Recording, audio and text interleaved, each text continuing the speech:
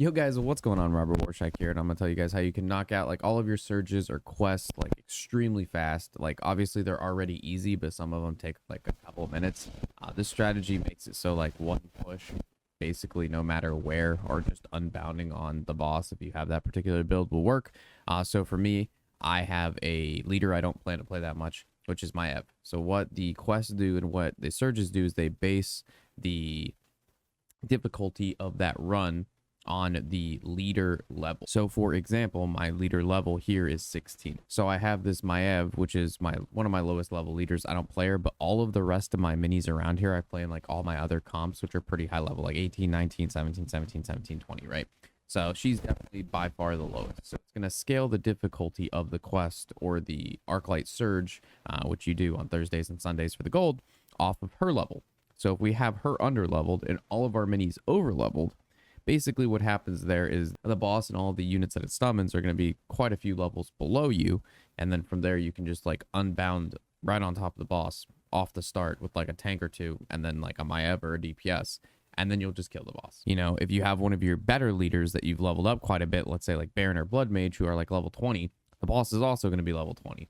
So it's going to be like, you know, you can still do it, but it's just going to be pretty difficult. But if you can be level like, for example, 16, the boss is level 13, and you're like 19, you know, you're just going to absolutely run through it. And these, you know, the surges aren't something that you need to spend a lot of time on. You just kind of like want to get the gold as fast as possible, get the XP as fast as possible, do your quest as fast as possible. So I'm recommending you keep a leader that you don't particularly like the playstyle of, or you don't need to level it up that quickly. Leave that leader way behind. Just don't put XP into that leader. You can still play it, but you don't need to like keep giving it experience. Give all the units supporting it experience, keep it low, and then just have that leader be the one that you knock out all this stuff.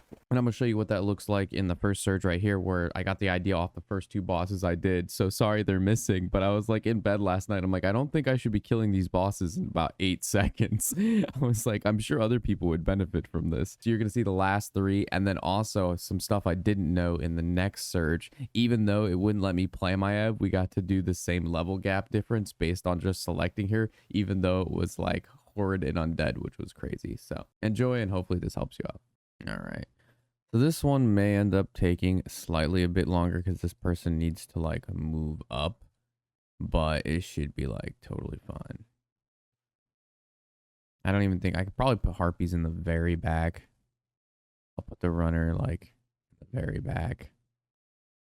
I don't even care about the base gang attack. It can handle itself. I just need this person to like not die. This person is definitely dying. Can this wolf? Okay, there we go. And then I wait. I turn this guy here so it starts attacking this. I wait for the bubble shield. My base is getting railed, but it doesn't really matter. And then Maev, just get Maya. Don't even need Maev. Harpies in the tank is literally just enough. Just walk up with the boss. The level difference obviously helps a lot too. All right, so Blind Mary is actually like one of the most annoying bosses we could face because she takes one of our units, and that's like really important that bosses don't just steal units from us. So we have to play this out like in a particular way. So Worgen goes in the corner, and then we wait for these units to attack. Huntress goes here just to protect the base. All right, now we quillbore this to have it turn around. This attacks this. Even though okay, they didn't do it. The charging unit's going to probably even just kill my Huntress. All right. Oh, it lived, Pogs. So it took my Quillbore, but the problem is my Huntress was right next to the Quillbore, which was like really not cool. But it should end up working out too, as long as my Huntress doesn't die. So now I just have to wait for her to summon like Harpies, and then I put my Ev right here. Then my Ev spins, kills all the Harpies. As long as Huntress, the whole point is just let Huntress live. As long as Huntress is alive, everything will be fine. You just keep unbounding on the boss.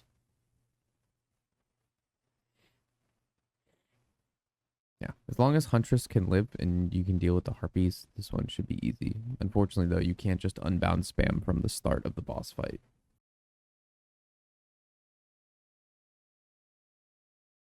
All right. So we're just going to go on the left-hand side because it's just easier. So we just put Huntress on the left.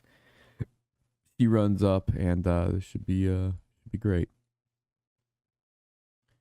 So I'm just going to turn these guys around. All right, that's kind of uncool that it put the big abomination guy over here. I guess we're gonna have to put Worgen. Gonna have to go safe. We're gonna have to go tank.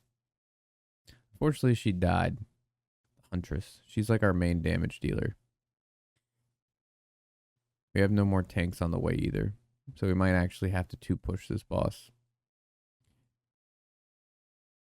I might actually have to wait for a Huntress and then Earth Elemental. And then we might have Huntress. She should be able to kill this guy. This is really annoying. Guess I'm going to have to go Harpies here then.